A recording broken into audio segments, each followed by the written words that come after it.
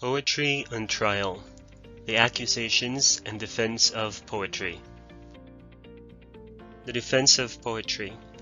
Poetry is also known as the mother of history, education, music, arts, and many more.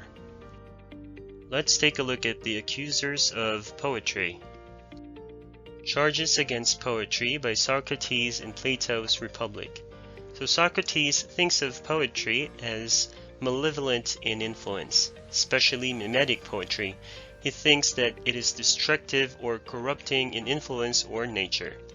Second, he thinks that poetry is distorting the truth or guilty of exaggeration. And he also thinks that poetry is lacking the truth or the absence of truth.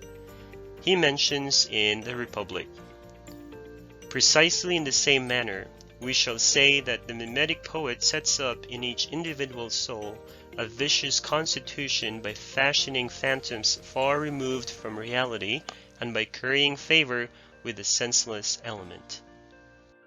Let's listen to one of the defenders of poetry. The counterclaim by Aristotle in the Poetics.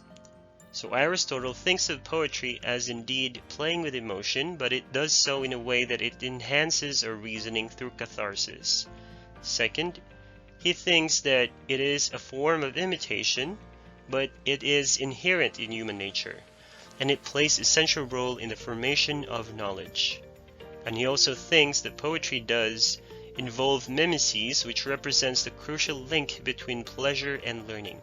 And a person enjoys learning through mimesis, thus encouraging the person to keep learning. He mentions in the Poetics, from childhood a man has an instinct for representation, and in this respect differs from the other animals that he is far more imitative and learns his first lessons by representing things. Let's go down. The reason why we enjoy seeking likeness is that as we look, we learn and infer that each, for instance, that is so and so.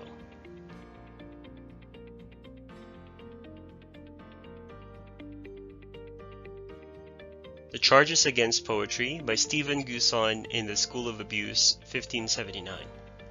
So Stephen Gosson thinks of poetry as a waste of time, and he thinks that poetry is the mother of lies. He also claimed that poetry nurses abuse. He mentions the deceitful physician gives sweet syrups to make his poison go down the smother. He also compares poetry like a hyena who speaks like a friend and devours like a foe. He further goes on, pull off the visor that the poets mask in. You shall disclose the reproach, betray their vanity, loathe their wantonness, lament their folly, and perceive their sharp sayings to be placed as peerless in dunghills, fresh pictures on rotten walls. Let's hear what the defender of poetry has to say. The counter-claim by Sir Philip Sidney in his Defense of Poesy in 1595. So he mentioned that poetry represents an artistic perspective of both history and philosophy. He mentions that poetry is not written to record historical details with specific accuracy, but rather to speak the virtue of the person writing the general feelings of the time.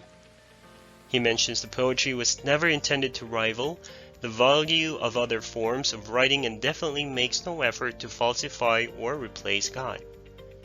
He mentions in the Defense of Poesy that the poet he nothing affirms, and therefore never lieth. For I take it, to lie is to affirm that to be true which is false. And he further continues to say, but the poet, as I said before, never affirmeth. So wise readers of poetry will never give the lie to things not affirmatively but allegorically and figuratively written. Now, let's listen again to the accusations against poetry. Charges Against Poetry by Sir Thomas Love Peacock in his 4 Ages of Poetry in 1820. He mentions that poetry is of less use to the modern man than it was in the previous ages. He adds that as civilization progresses, poetry declines and becomes a waste of time for intelligent people and should rather study natural and social sciences. He adds again that poetry is insolent because it is pretentious. He mentions in the 4 Ages of Poetry that nothing more is impertinent than this pretension. Poetry cannot travel out of the regions of its birth, the uncultivated lands of semi-civilized men, while the historian and the philosophers are advancing in and accelerating in the progress of knowledge.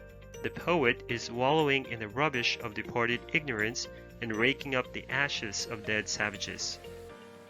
Now let's see if one of the defenders of poetry agrees with what Thomas Love Peacock said. Let's call on Percy Bysshe Shelley. Let's hear the counter-claim by Percy Bysshe Shelley in his Defense of Poetry 1821. Percy Shelley does believe that poetry is mimetic, but it reflects the real world. And he also claims that poetry enhances reason and imagination, which are both important faculties in the poet. He also adds that the poet throughout history has been both legislator or lawmakers and prophet or religious messengers. He mentions, but poets or those who imagine and express this indestructible order are not only authors of language and of music, of the dance and architecture and statuary and painting. They are the institutors of law and the founders of civil society, the inventors of the arts of life, and the teachers who draw into a certain propinquity with the beautiful and the true. He continues to add, poetry lifts the veil from the hidden beauty of the world.